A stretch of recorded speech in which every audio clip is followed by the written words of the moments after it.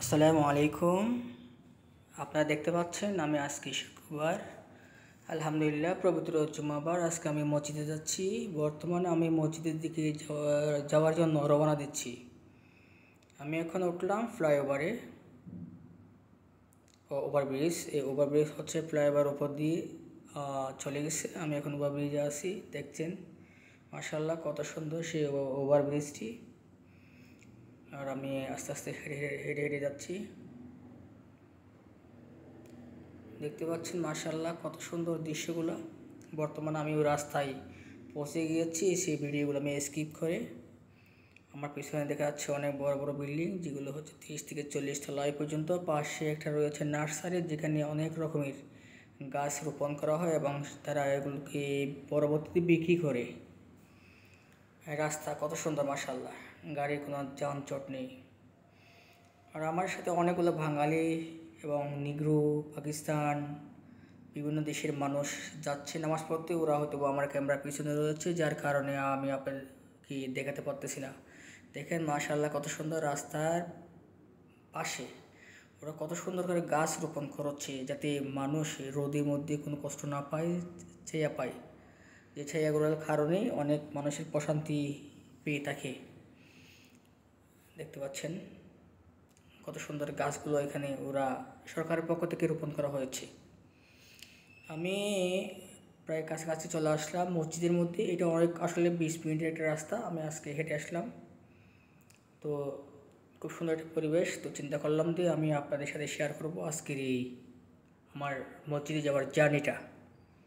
কত সুন্দর গাছ, অনেক কিন্তু রোদ এখানে, প্রায় 30 থেকে 35 সেলসিয়াস ডিগ্রির রোদ। সেই রোদের মধ্যেও এই ছায়া, এই গাছের কারণে অনেকটা শান্তি পাওয়া যায় মাশাআল্লাহ। এখানে যে পাশে দেখা যাচ্ছে অনেকগুলা এই লোকগুলো রাস্তা পার হওয়ার জন্য চেষ্টা করতেছে। ওরা হয়তো বা ক্যামেরার পিছনে পড়ে গিয়েছেন। সবাই বিদেশি লোক, বিদেশ থেকে এখানে আসছে পড়ালেখা করার জন্য।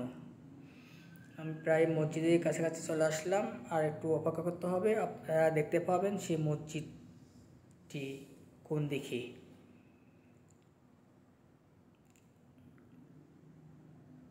এটা হচ্ছে প্রায় মসজিদের কাছাকাছি সামনের রোড। হ্যাঁ, আমি এখন মসজিদের সামনে চলে আসছি। এটা হচ্ছে মসজিদের সামনে যে রোডটি, এখান থেকে আমি একটু ডানি মোড় নেব। এই সব ক্রেতা মানে গাড়িগুলো আর কি মসজিদের দিকে যাচ্ছে। দেখছেন কত সুন্দর গাড়ি এখানে পার্কিং করা হয়েছে।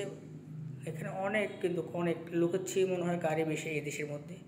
তারপরে গাড়ি কোনো যানজট নেই, কারণ সবাই সিস্টেমকে ফলো করে, ওদের আইনকে ফলো করে, ওদের যেটা মানে ল, সেই লটাকে ওরা খুব রেসপেক্ট করে। কত সুন্দর করে এখানে গাড়ি পার্কিং করা হচ্ছে, কোনো সমস্যা নেই। সবাই গাড়ি পার্কিং করে মসজিদে গিয়েছেন। আমি কিন্তু এখন মসজিদের সামনে আছি। যদিও বা এই মসজিদটি অত বেশি ডেভেলপ না, যেহেতু এটা একটা এতিমখানা। এতিমখানার মাঝে কিন্তু মসজিদ তৈরি করা হচ্ছে। এরপরে এই মসজিদটা অনেক বড়, অনেক লোক এখানে একসাথে নামাজ পড়তে পারে। তো আমি এখন মসজিদের সামনে আছি।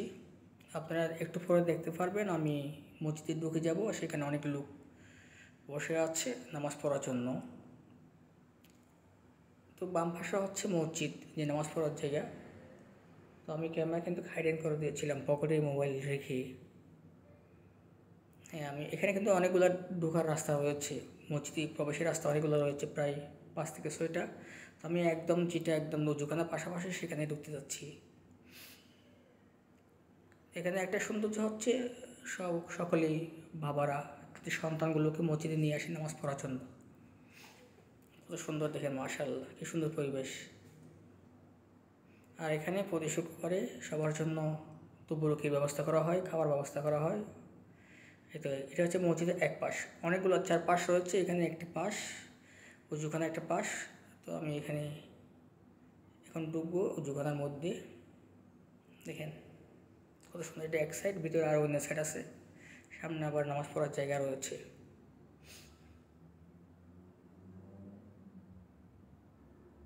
এটা কিন্তু এক পাশে একটা জায়গা, যেখানে নামাজ পড়া হচ্ছে।